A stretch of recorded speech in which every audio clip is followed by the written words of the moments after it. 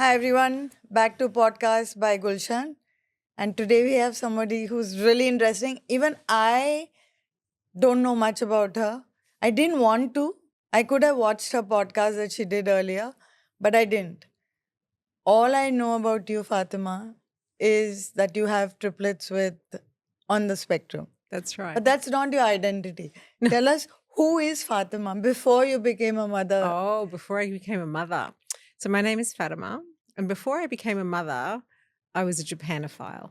I spent years and years studying Japanese, living in Japan, working as an interpreter. So I'm actually a qualified simultaneous interpreter and translator of Japanese. Wow.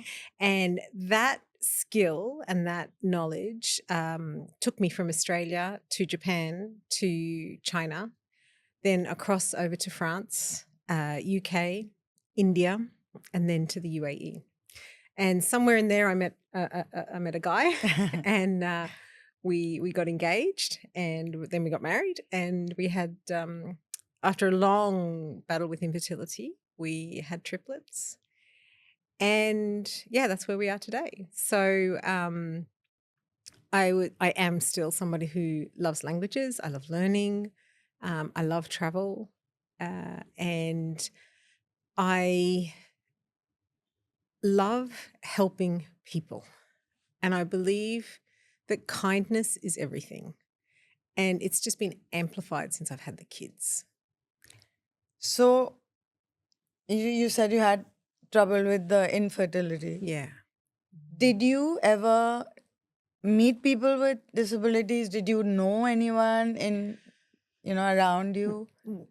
Look, we had some relatives who had learning disabilities, but it was never something that was sort of in my world. It was very, very foreign to me. I didn't really know anybody with autism. I don't recall. Had you even heard the word autism? I had heard about it because I read a lot, and I like reading different things. So I knew about it as a concept, but I didn't really know what it was. And were you fearful of it? No, I don't think. Because you thought it's not gonna. Did you No. ever think like that, or it was just something you read about, like some tribe in? No, so like for me, actually, when the kids were born, they were born so preterm. My children were born at 26 weeks, and Yusuf was 660 grams. Wow. Mariam was 780 grams, and Ali was 920 grams, I think. And so for me, autism wasn't the primary concern. Them surviving was the Initially, primary yeah. concern. And then we were very mindful that particularly Yusuf, could have things like cerebral palsy because he had a big brain bleed, and those kind of physical disabilities were the things that were top of mind for us. When Ali was discharged from the NICU, it was very clear very early on that he had sensory issues because a tiny little baby would sort of cover his eyes or cover his ears like this. And that's when I started to read about it. And quite honestly, Gulshan, I thought, if this is what it is, we're fine. We can manage. You know what I mean? Because I never really understood the depth of autism, and I never really understood how impaired and disabled somebody can be with autism. But I never assumed that would be my child. Yeah. Either. So when were you told? How old were the babies? So Yusuf, we knew very, very early on. Yusuf was the smallest. He had the most complications. And the kids were born. The kids were born in Latifa Hospital here in Dubai. Okay. So when you're a NICU graduate in Latifa, you go straight into the allied services, so physical therapy, occupational therapy, and speech therapy. So from the time the kids were babies, they were in all of these. So you therapies. didn't have any time waste. No. But, I mean, it wasn't a choice. It was just something that we sort of were told we needed to do, and we were so compliant at the time. I've learned since not to be so compliant, but we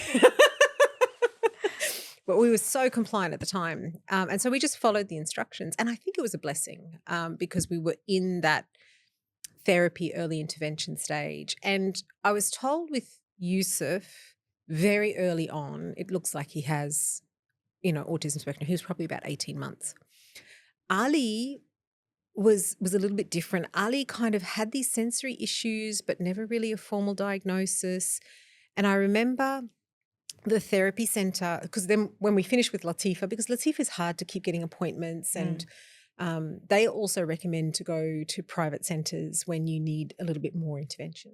And so I remember them saying to us, okay, you need to go private. We found a center. And I remember the center calling me saying, we need to talk about, and I was expecting Yusuf, and they said, Ali.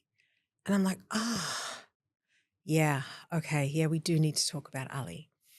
And so we had this conversation. We felt that he needed some additional interventions, but we never really got a formal, official, stamped diagnosis. With Yusuf, it was very clear that we needed it and that he was going to need support for a long time. So we went ahead and got the diagnosis and got the POD card for him and all of that kind of stuff. With Ali, I wanted to just wait and see a little bit and just sort of see how he was, and then see what interventions he does need. Does he grow? Does he think?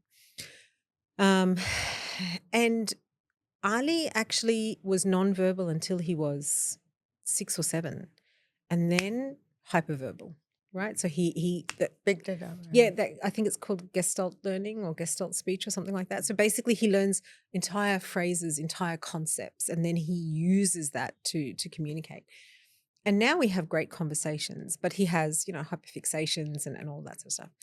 Mariam has ADHD. She doesn't have autism. I expect as she gets older, she may end up with some kind of autism diagnosis. She's masking it right now. Because she's the master of masking. They keep saying girls mask. 100%. So there's definitely a masking element to it, but she doesn't read social cues. She doesn't pick up on them. She's very literal in what she understands. So she doesn't understand, sort of sarcasm. Yeah, no, none of that. She's quite funny. She's witty, but it's, sort of blunt humor. So I expect we'll end up with some sort of diagnosis there. But because she was verbal and because she was communicating, there was never really interventions for her. Any speech therapist who listens to her speak says, yeah, there's definitely something there. But she was coping and managing. And so we never really got an autism diagnosis, but we do have an ADHD diagnosis. So you've explained about how you took care of the kids. How do you take care of yourself? And,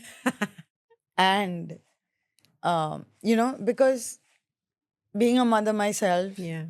I grieved for the daughter I was expecting, which I didn't get. So I was grieving. Yeah, I was going quick with the stages because I had a friend who was just guiding me to and she'd say, okay, you finish with this, now you're in this stage. So who was there for you, and how did you, your hands are full. 3. Yeah, my hands are full. So grieving. I think for me, my husband and I had been through such a long infertility journey. I was so grateful to have 3 children who were alive. Yeah. And I never really felt grief. I felt fear for them. I felt concern for their future. I never really felt grief. Not the why me. No. And no. That's amazing. They're a blessing. For me, I see them as blessings. In all of their perfect imperfections, they are an absolute blessing from God. And I see them that way. And I learn from them. I teach them. They frustrate the heck out of me. I frustrate the heck out of them, right? But they are my life's blessing. And so I'm not grieving anything. I find it my life's journey now how to fill those gaps for them so that they can live the most fulfilling life that they can live. That's for me now my life journey. How I keep myself sane, that's all a relative term, Gulshan. But if I just asked any mom of triplets, Yeah. it would be the same kind of question. Yeah, absolutely. I So- mean, look, I have a few core friends who keep me grounded.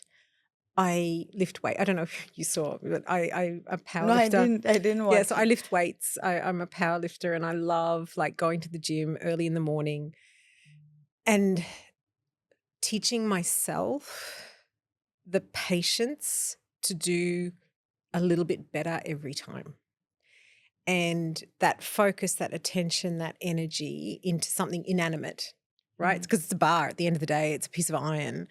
Focusing myself on that and being able to lift that, it physically, it makes me stronger. Emotionally, it gives me a center point, and it gives me a sense of achievement. Because, you know, managing and raising kids on the spectrum and kids with disabilities, you don't always feel like you're achieving, right? You can often regress before you move forward. With the bar, I'm always the barbell, not not the bar, I don't know. But with the bar, I'm always, even if I have a bad day, I've done something good for yourself, for myself, right? So I feel stronger. I'm physically fitter. I have the physical strength to, you know, if my son has a seizure, I have the physical strength to pick him up and carry him. And he's a big boy. He's 50-something kilos. So being able to pick him up and move him somewhere for me was a confidence that I needed. And I remember when I met Dahlia, my coach, she said to me, why do you want to lift weights? And I said, it's because I always need to be stronger than my son is heavy. I need to be able to carry him always, and I'm not going to get stronger, right? I'm at the age now where I'm just going to get weaker. So for me, it's that physical element. I study, so I choose sort of little things to study now and again so that my mind keeps a little bit fresh. My latest one is I'm trying to get certified.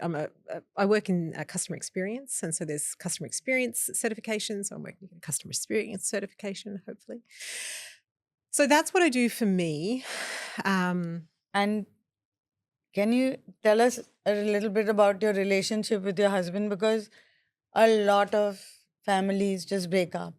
A lot. Yeah. So and I see it happening all the time. Yeah. You know? So look, my husband is my best friend. He travels a lot, and I think sometimes that helps and sometimes it hinders, right? So he's on the tennis circuit, so he's a tennis referee, and that takes him overseas for big chunks of the year. So, for example, the last time I saw my husband was the first day of the Eid. And the next time I will see him is the 1st of July. Wow. So April, May, and June, I will not see him, right? So he travels for a lot of the year. We have our issues. I mean, we have ups and downs like every married couple. But I know he's always got my back, and I know he wants what's best for the kids. And he trusts me, and I trust him. And we have differences of opinions when it comes to budgets and spending money, but basically in terms of big life values and morals and what's really important, we're very aligned. But isn't it hard being responsible for for three? Yeah. I mean, now how old are they? They're 11. So yeah, I've got 3 11-year-olds. I solo parent for a good 8-9 months of the year. Wow. And when we're together, it's usually, you know, he's here. There's a couple of months of the year where he's here and working, which he's very occupied with tennis. But otherwise, you know, he's free. And so when he's here and he's free, he's completely dedicated with the kids, which they love, and it gives me a break. But yeah, it's a lot when he's traveling. Yeah. So, you know, going on holidays, and do you do solo holidays ever? Have you? Me solo as in Fatma? Yeah. What does that mean? Because I keep hearing about it. It's an amazing experience. You must try it. Yeah, And I'd love to. So look, I'm lucky in the sense that I do have work trips that take me away. So a work, you know, sort of business trip, for example, might take me to London for a couple of nights. That's a couple of nights in a hotel alone, and I get refreshed even from that. Yeah. And I, very rarely, very occasionally, I'll go with a friend somewhere. But a solo trip to nourish my soul for something that really is important for me, I've not done that since I've been married. I've not done it yet. See, so this is a really funny thing, Gulshan. I would love to do it. The mum guilt and the partner guilt that comes into that is overwhelming. If I'm not with the kids, I barely see my husband. Shouldn't I be going somewhere with my husband? No, I really want to go somewhere by myself. You know what? That money is better spent in shoes for the kids or a new iPad for the kids or the school fees for the kids or something, right? It goes into that cycle. I mean, for you, the school fees is... Oh, immense. Immense. It's a budget on its own. Yeah. But God is great and God finds ways to provide. And, I have absolute faith that if God has given me these blessings, absolute blessings, He will help us find ways to provide for them. He might not give me the solo trip to the Maldives that I want. If God takes you to it, yeah, God will take you through it. Oh, absolutely. Yeah. 100%. 100%. I believe in that. Yeah, 100%. But not every day. There are days when you just... Yeah, and I think that's normal. I think, having days where you feel really just overwhelmed with it all and over it is normal. But what do you do on those days? On those days, I pray and I talk to a friend. My sister is a very good friend to talk with. So and she knows the kids and she knows me. So, and I can sort of just get it all out with her without knowing that there's no judgment, knowing that there's no anything like that. I'll talk to my husband. I'll go for a swim. I'll, lift some weights. I'll do something like that. I think the longest I've ever felt really not in control of my emotions was maybe a week. I've never gone past sort of that length of time. But you do reach out and you say, "Hey guys, this is where I am right now." No, but people read me. I think you can probably see I wear my heart on my sleeve. I'm a very outgoing, always smiling person. If I'm not smiling, people pick up immediately that something's wrong. And they ask. And they'll take me out for a coffee or they'll just sort of gently just bring me my favorite chocolate or whatever it is, right? I'm very blessed to have a very strong community of, even colleagues. At my work, I'm so blessed with the colleagues that I have that understand that sometimes I just need to be outside of the office, that understand that kids come first. Yeah. They come first for everybody, but sometimes with us, there are urgent medical interventions that need our attention. And I'm very, very blessed. I've always had immense support at So does Yusuf, because my daughter has epilepsy, does Yusuf get his seizures while he's asleep or Yusuf's seizures? So I had Mariam and Yusuf both who had both seizures. have it. Well, so Mariam had seizures and Yusuf has been seizure free now for about 2 years. Yeah. And but his seizures he had two types of seizures. He had absent seizures, which, would come, now and then. And then every so often he would have these spectacular seizures where eyes would roll back and he would faint and then, sort of the grandma, kind of thing. And he'd have those once or twice a year. And we wouldn't really have much in between. But they're horrible to see. Yeah, they're awful to see. And I remember the first, because we had just come out of Mariam. So Mariam, when she was about 4 months old, before her vaccines, she started having these very strange movements. But the vaccine is given at 2 months first, the first one. Yeah. One There's a But big there's chunk given at birth, yeah. then at 2 months, then at true. 4 months. Anyway, before that triple antigen that's given. And I remember I was breastfeeding her and she had this thing she used to play with my lip. And then suddenly she was grabbing my lip and pulling it down. And I looked at her and she's kind of like, her hands are going like this. And my mum was in the living room and I took her out to my mum and I said, Mum, have you seen this before? I don't know, babies do weird stuff, right?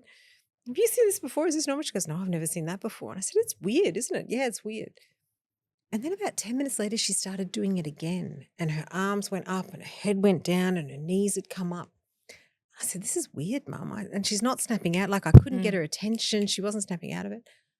And mother's instinct kicks in, right? You get this wave of fear that comes over you. And I knew in my heart she was having a seizure.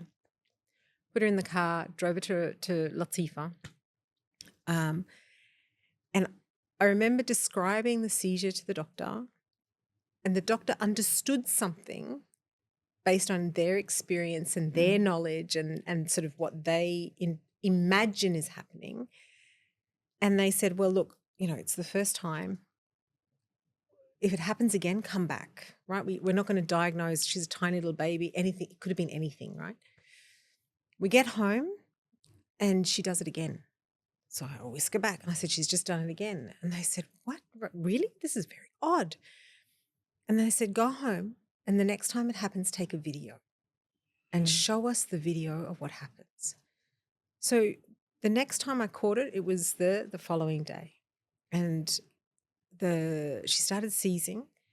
And all we wanted to do was pick her up. And I'm saying to everybody, no, just leave her on the ground and video her. And it was just the most counterintuitive thing in the world. You want to hold that baby and pick her up and hold her and just tell her it's going to be okay. And you have to leave her on the ground and let her have her seizure and video it, right?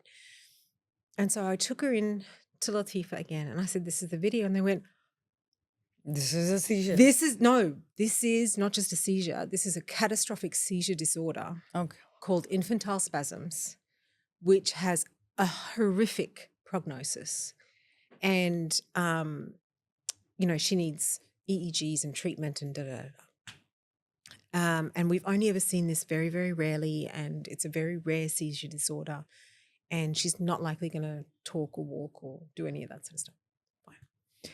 So we did the EEG. It confirmed because there's there's a particular type of spike that comes through for this infantile spasms, and she had that. And so they started her immediately on the protocol, which was prednisolone with vigabatrin, which is a type of steroid. Prednisolone is a steroid, and vigabatrin is an anti-epileptic. But it's that protocol that they needed to give. And they were very conservative. Dr. Raj, who I think everybody in Dubai who's been around knows Dr. Raj, and he was a legend. I mean, he's an absolute legend. And he said to me, Fatima, this is going to need constant, continuous follow-up.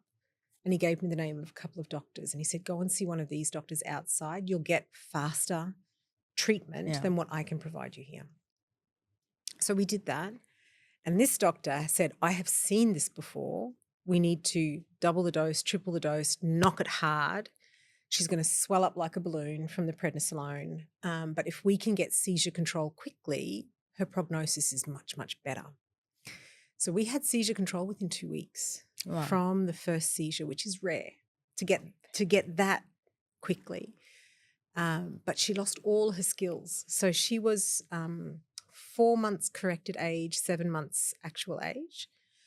She was already pulling herself to stand. She was already doing a lot of things, and she lost all of those skills. She was literally back to reptilian state, so she couldn't even hold her head. Again, sort of the doctors were kind of saying, she's not going to go anywhere. She's not going to do anything. And I don't believe that God wanted that for her. That wasn't in my plan. So I spoke to the physiotherapist who was still working with Yusuf at the time, and she said, why don't we do these exercises? Let's just see if we can get, cross-body coordination. Let's see how we can activate the brain. Let's sort of just try. We've got nothing to lose. And so by her second birthday, she had weaned off medicine, hadn't had a seizure for over 18 months. Wow. And she was not quite hitting gross motor milestones. So she still wasn't walking at 18 months. Oh, no, at 2 years she was walking. So she started walking at 18 months, just a little bit later than her peers. And by 2, she'd started talking single words. And then she sort of got back on track kind of thing.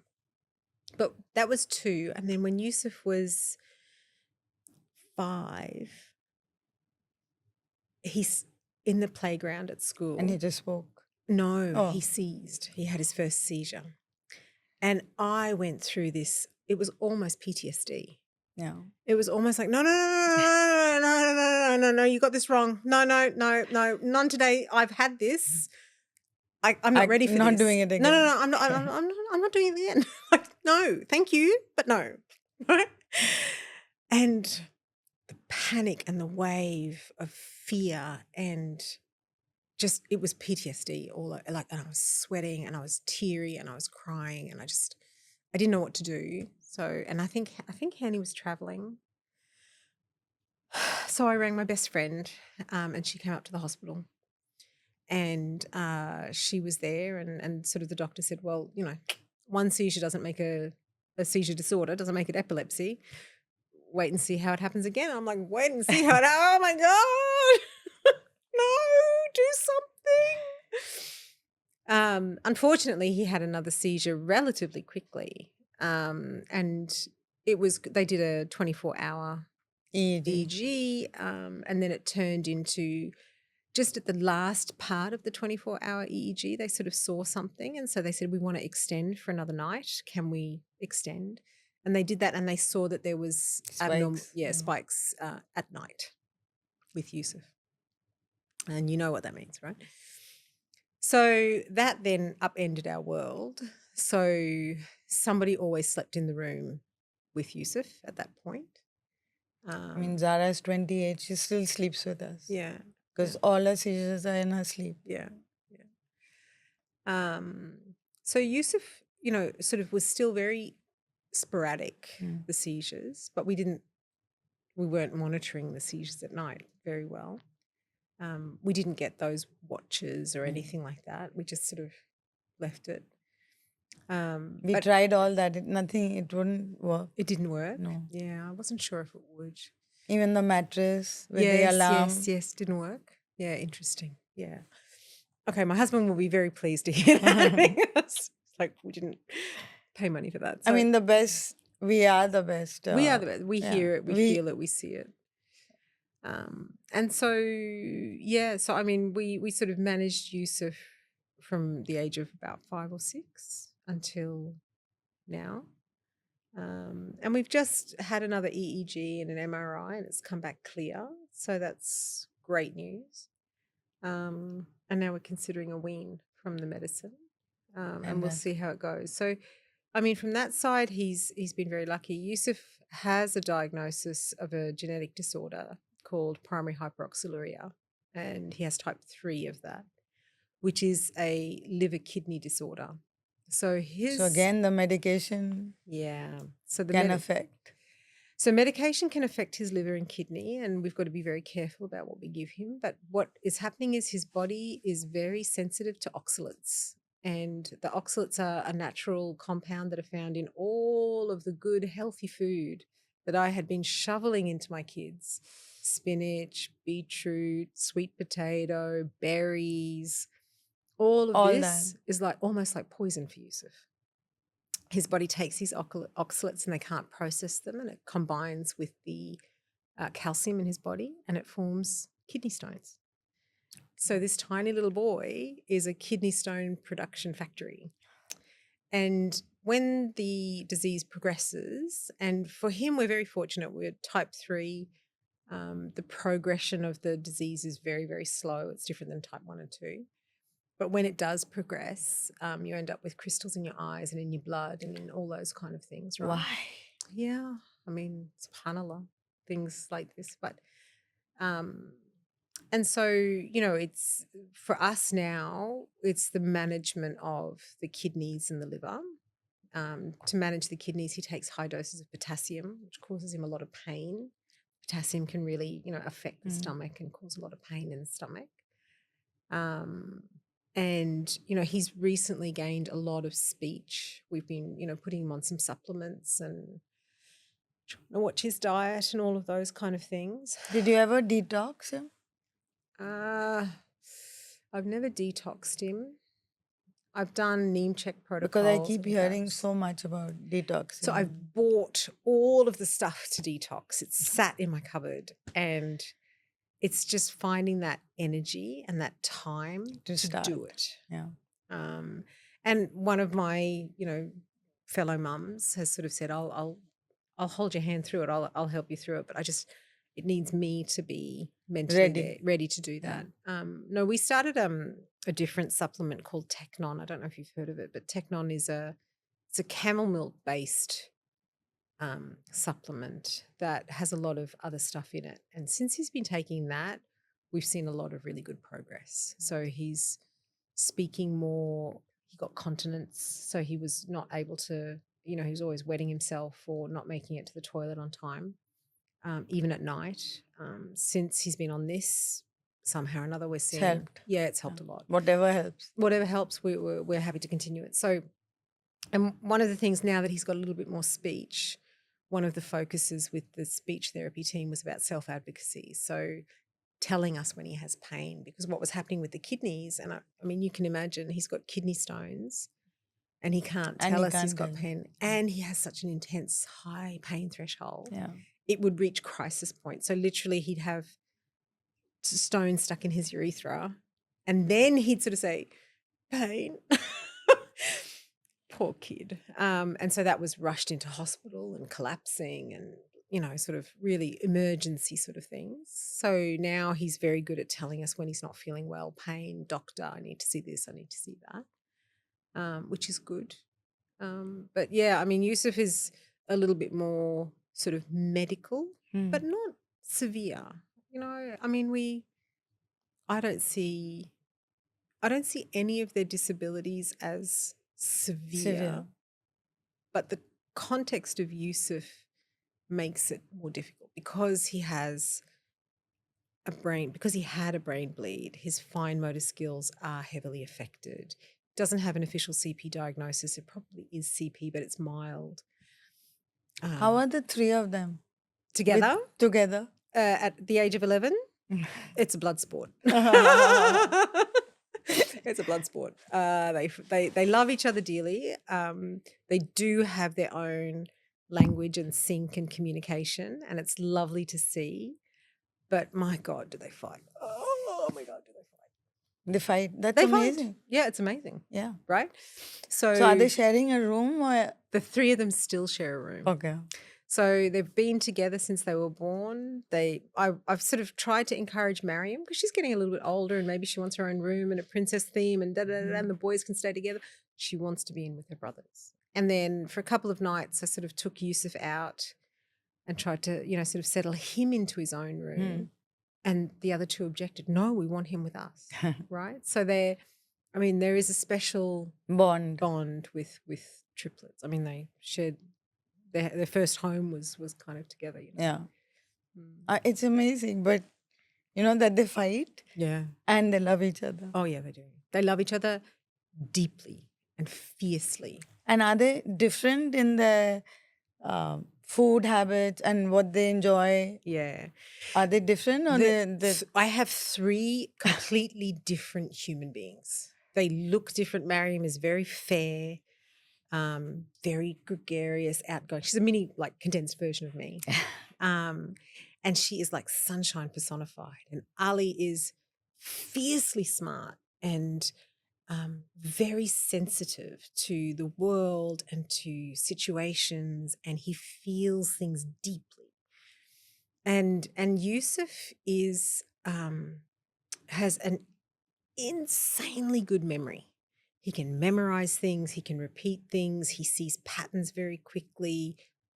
Not unusual for a kid on the spectrum, but great with music, can hear things and tap it out again on the piano, can do drums despite having CP and not being able to, well, not CP. Coordinate, yeah. Yeah, but I mean, he can play the drums and that kind of stuff.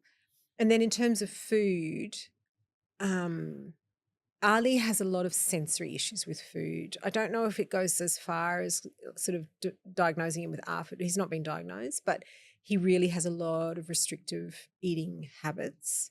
And his food gets more and more restrictive as we go. And the color?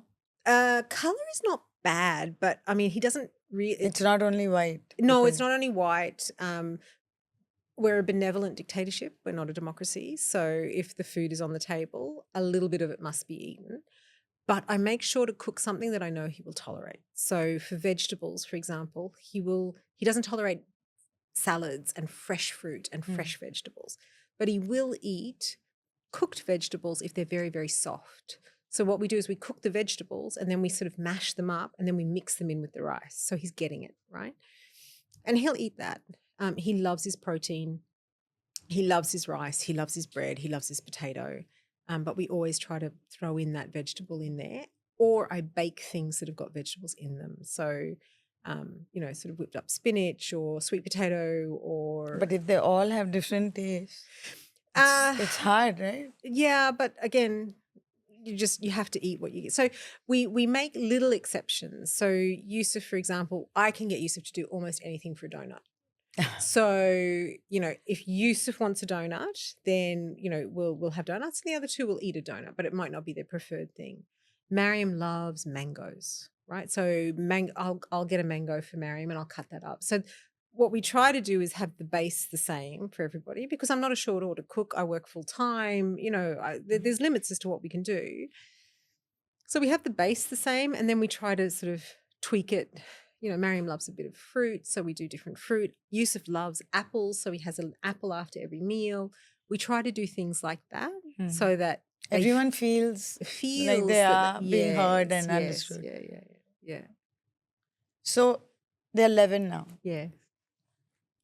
Have you thought about what's going to happen in the future? Do you think about it? I do. Yeah. Does that scare you? No, it doesn't scare me. For Mariam and Ali, I have a level of confidence that they will find a job. Maybe they'll find a partner. Maybe they'll settle down. They're sort of, I think they're functioning at the stage where they'll make their way through somehow. They'll need support and they'll need, sort of cousins or family or friends around them who get it. But I feel that they will be sort of making their way. Yusuf, I haven't quite decided or worked out what it will mean for him. There are days where I think, actually he might be able to manage in this world. And then there are days where I think, no, he's going to need a lot more support. So, there are days where I envisage Yusuf living with us until we go. And then maybe, as we were talking earlier about, does he move in with his sister or does he move in next to his sister? Because I think it will be Mariam or Ali who sort of would be there for him. I don't. And where is home for you? Would it be Australia or? That's a good question. So Australia or Egypt. I was just last week, I get a message from a parent. She watched one of the podcasts and she watched a film that there's a documentary being made. It's called Special. And my family's featured in that. Right.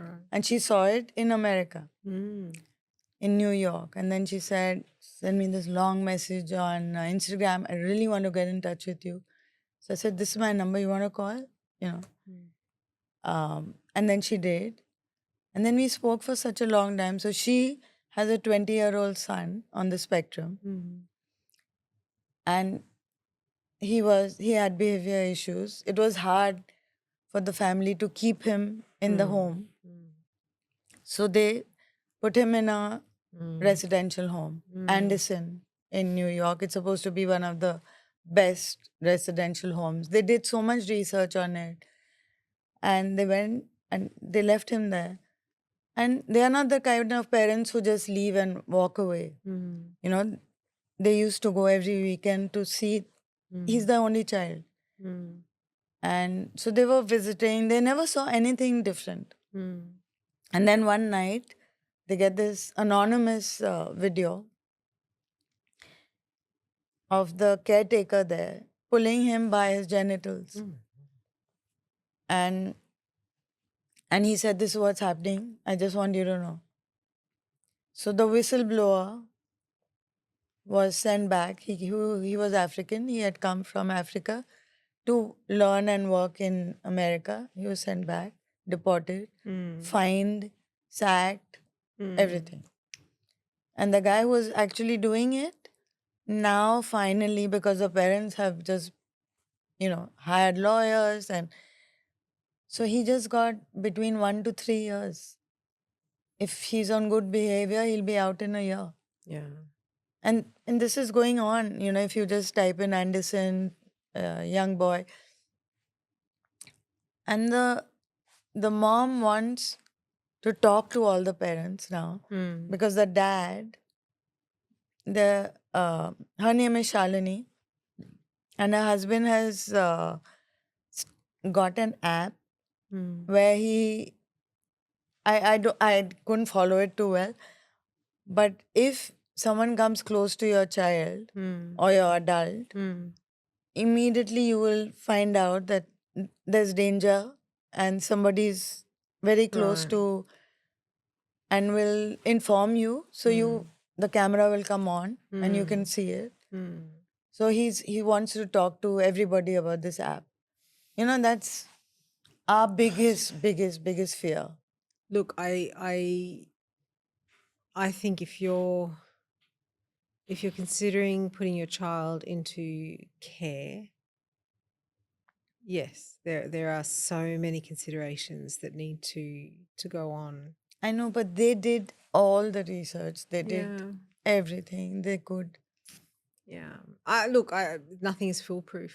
I mean, the challenge that it's the vulnerability of our kids that Yeah. make it so sinister, in my opinion. And I feel so deeply for those parents because I can't imagine, sort of the crushing blow that must have been for them. And that's why she's just reaching out to anyone and everybody. And she Yeah. wants people to be aware that, Yeah. I mean, of course, we all hear these stories and cringe. Yeah. And then you say, hope we never have to do this. Look, I mean, I spend a lot of time teaching my children. So again, I'm in the scheme of things, I'm in a privileged position where I can teach my children self-advocacy and to verbalize. And, for Yusuf and Mariam and Ali, we spend a lot of time teaching them the correct, anatomically correct names of the body parts and safe touch and personal space and private parts and all of that kind of stuff. But that's from the position of them being capable. Exactly. So I have that, and I say privilege because I know that not everybody has that. We don't. No. And so, yeah, it's a different circumstance than what, my family is facing. But I mean, even just the vulnerability of children like my kids who don't necessarily understand physical space and correct, appropriate social behavior. And, I see Mariam wanting to go up and hug random adults, men and women, but random adults. And, there's a lot of education and teaching that goes in. And if there is technology that can support parents who have kids who are exceptionally vulnerable, I think we should shout it from the rooftops, and I think we should promote it, and I think we should encourage people So to I just talk shared about it with anyone and everyone that I know. Mm. And I said, please, Yeah. tomorrow we're doing the Zoom call. Yeah, I saw that. You know, yeah. please Yeah. come online and Yeah. just listen to what they're saying. Yes, absolutely. Let's just do it. Yeah, absolutely. Yeah, it's you just don't know even what you don't know. You don't know what you don't know, and it's only through sharing and talking that you learn Exactly. about the good and the bad. So I was telling the mom that it's very, very unfortunate that your family and your son had to go through something like this. But see how many people it's going to benefit. Yeah. You know, it's really sad. I wish it had never happened. Yeah. But because it happened Mm. and your husband has come up with this, it's really going to impact the world. Mm. Mm. You know. So I said 100%. I'm not saying it should have happened, but I'm just glad that your husband came up with something like this. Yeah. I mean, there are some really amazing outcomes that can come out of something like that. I mean, there's another family. Do you know? Oh, mind escapes. There's yes. another family There's with another- triplets. No, not Oh, another family with okay. triplets. Vic, who is Bobby and Anil's Yeah. son.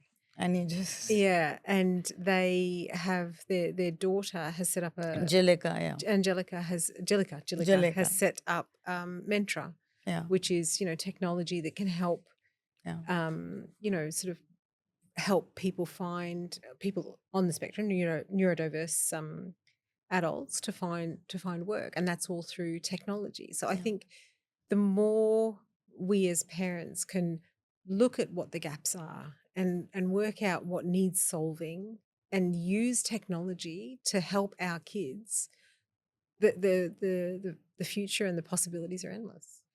So you've lived in so many countries.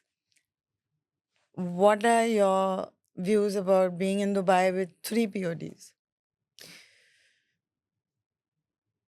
Yeah, so I mean, the kids were born and raised here. Okay. We don't know. So you haven't moved? No, we haven't. So we're about to move. So we're about to move to Riyadh, to Saudi Arabia, with the PODs. And so it's been very interesting, sort of trying to see how they are set up for things, and looking at schooling and those kind of things. And so I will come back in 12 months' time and let you know how it is. But we've only ever lived in Dubai, and I think Dubai is a very it's a wonderful place to live if you have children on the spectrum, or sort of any sort of disability, any people of determination, any person of determination. The facilities. You feel you are heard here. I feel. Yeah. If I speak up about something, I'm heard. Yeah. And they genuinely are trying to do the right thing for their people. Yeah. And for the people who live and visit. I mean, I saw the other day that they've got POD cards for tourists. For tourists. Fantastic, right? Like, how wonderful to welcome everybody with open And then arms. it's free. You can go to the, so many of the iconic buildings. Absolutely. Entrance is free. Yes. You have the Knoll card. Yes. So it's I mean, the POD card. Yes. Yeah. It's really, truly amazing to be here. Yeah, look, I think it's been very, very blessed. We've, I mean, the kids have been, the one area maybe is schooling is still a little bit challenging, I think. But have you put them in a mainstream or in a special need? So they were in a mainstream school, and it was just this academic year I've pulled Yusuf out of a mainstream school and put him into a special needs centre. And that was because of multiple factors, but even though he was very good academically, the school felt that he maybe wasn't going to continue to achieve at the same pace as the curriculum got a little bit harder. And I wanted to explore the idea of him not working with a shadow teacher or a learning support assistant, which was a mainstay. Like he was in a mainstream school because he had a shadow teacher. He had that learning support assistant. And the learning support assistant had been with him. We'd had the same LSA since he was in kindergarten. And she had followed him all the way through. And then she got a job in Canada and left. Okay. And so that kind of made us think about everything. Do we keep him there? Do we find another shadow teacher? Do we start again? Da, da, da, da. So we decided at that point to put him into a special needs centre. He's at Wadad, which is wonderful. We love Wadad. So I am not too much for inclusion. I believe if they really need to be in a special needs school and if they need the therapies, which the mainstream is not offering, Right. by the time they come home, they're exhausted to go and do therapy in the 100%. traffic and the money. 100%. So if you put them in a special needs school, they get their therapy at the right time. Yeah. Then they can go for extracurricular activities. 100%. Well, that's exactly what we've done, Gulshan. Yeah. It's exactly that. And a lot of parents put them in mainstream schools. So I can tell my friend my child goes to a mainstream school. But that's not helping the child. No. So with Yusuf, we've seen this year a lot of improvement in a lot of different areas. Yeah. He's calmer. His advocacy is better. Because there's less pressure. Yeah, less pressure. He's excited. He still wants to study with his brother and sister. And so for me, I can see this yearning to want to learn academics. And interestingly, when we had him assessed, so we had an ed psych assessment because, we wanted to do all the right things and follow all of the we're very compliant parents. So we got the ed psych assessments and we did all of that kind of stuff. And the ed psych report said, he should probably be in a special needs centre. Everything he's doing is hand on hand with the shadow teacher. Independently, he's probably operating, he was year 5, he's probably operating at year 1, year 2 level. And that to me was horrifically shocking. I was like, oh my God, that's, is that actually the case? Then we moved him into Wadad, and they've come back to us and they've said, so probably not right now, not at the beginning, but now they're saying, look, his brother and sister are year 6. He's probably operating at year 4, year 5 level. Okay. Happy days. Happy days. Now, going to Riyadh is another ball game. Riyadh is they're developing the social infrastructure, but they have what interesting something that Dubai doesn't have is I don't know if you've heard of the Bridge program, which has I have. Yeah. So but the Bridge program in Dubai only goes up to primary, and there's nothing for high school kids. In Saudi, it takes it through high school. Wow. Okay. So that's what we've done for Yusuf. So we've put him into a school that offers a program similar to that. So there's a SEND department is there and a centre that's attached to a mainstream school. That's what we need. Yeah, we need more of that here. We need more of that here. We need an in-between school. Yeah. I've been saying it and shouting about it for the longest time, that we need that an in-between school. Yeah, and I was... And every school should have a special needs school in between. And not the every mainstream. School. I don't think you need every school. My opinion. I don't think you need every school, but I think a lot of schools need to have that. And anyway, with my 3, there were 3 schools that I knew of in Riyadh were quite famous for this sort of this SEND department attached to the mainstream school. So we applied to the first school and they said, yes, we would love to have them as long as all 3 come. So we won't just take Yusuf, but we'll take all 3, which is fine. I get that commercially, et cetera, et cetera. Then there was a second school and they sort of said, no, we're full. And I'm like, okay. And then the third school said, yes, we'll take them. So we had suddenly, I can't get Yusuf into a mainstream school here for love or money. He has been on wait lists at some of the most inclusive schools in Dubai for years and years and years, right?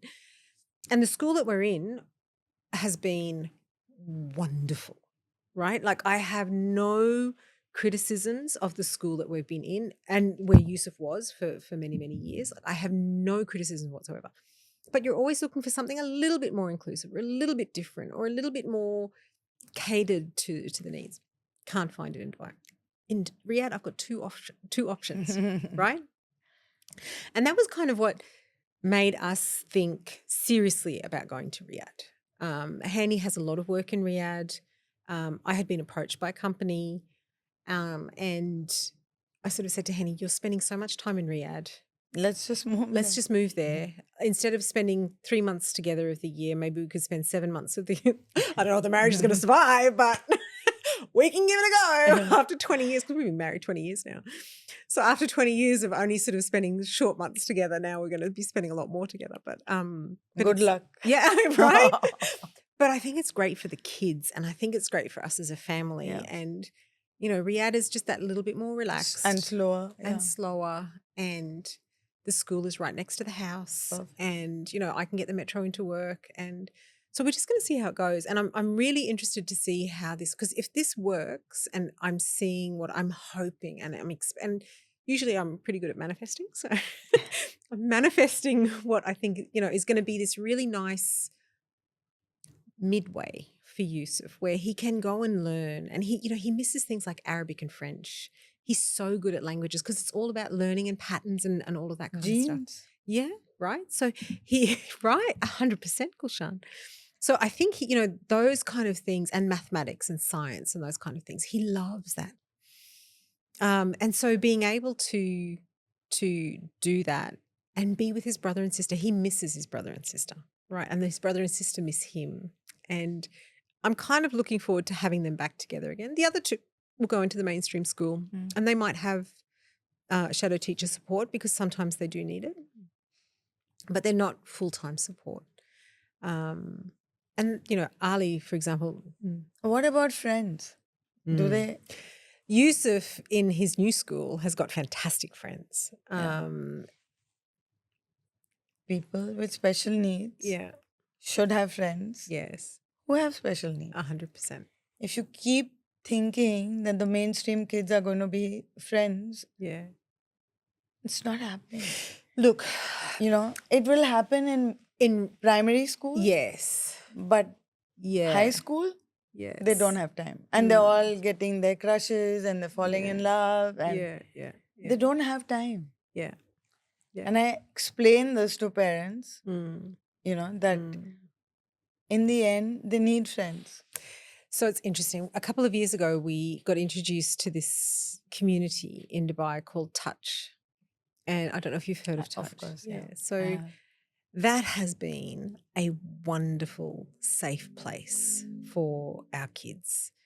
And it's kind of like we've had this weekly anchor every Sunday.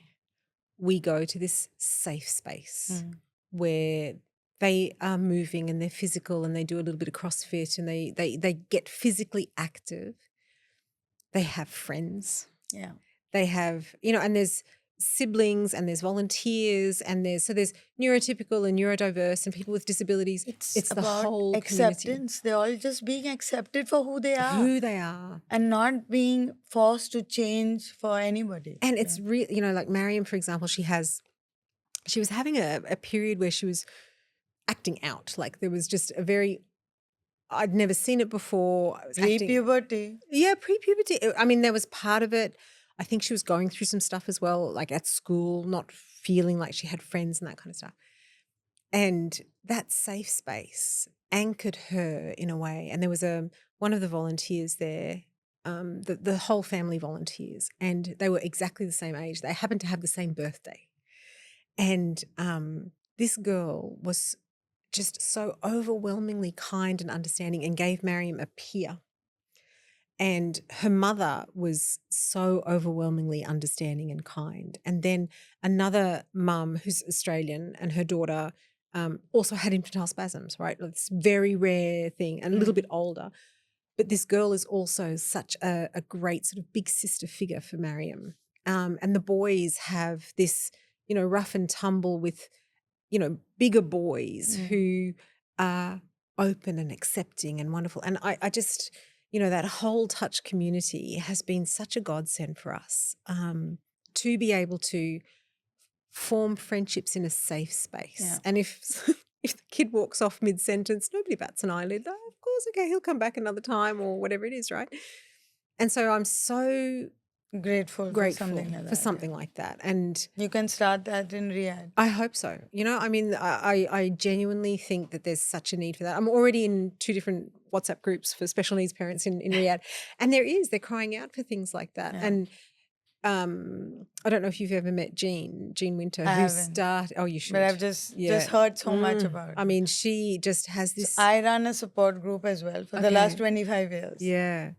And we've been doing the same thing, It's become like a big family now. So yeah. So, I mean, but you two should definitely meet, because just this idea of, creating this safe community. Get us to meet. I'd love to. Yeah, I will do that. But, just this safe space and this safe community where, it is about touching lives and sort of creating this wonderful community. And it's across sport. So it's and art and dance and music and choirs and, gala dinners and all of that kind of stuff. So these. Yeah, I follow them on Instagram, so I see. Right. So, I mean, the gala dinner last year, so many of our girls don't get to go to prom. They just don't have that prom. And Jean was like, whoa, I'm going to fix that. Off we go. And of course, Jean just makes things happen. So, and, this kind of, and the excitement and the anticipation that comes with that and the love, it's just this space of love. Yeah. And from parent to parent, from parent to child, from volunteer to parent, from volunteer to child, you've just got this community of people. And if you're running a support group, you know what it's like, where you just can relax, Yeah. So before we end, I just want you to share what's your message to a parent who's just been told that the child is going to have special needs. I mean, the way the doctors, most of them have said it, they'll never walk, they'll never talk. And well, don't believe that. Yeah. Don't believe that. Haven't we all been told the same crap? Yeah.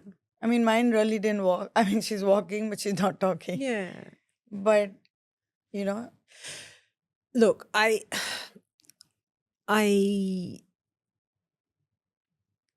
think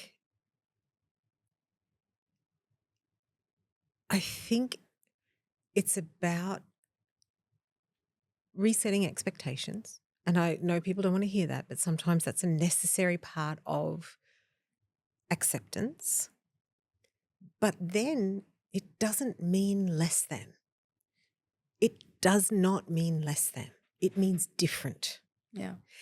And looking for and appreciating the joy in the different is the key to continuous happiness.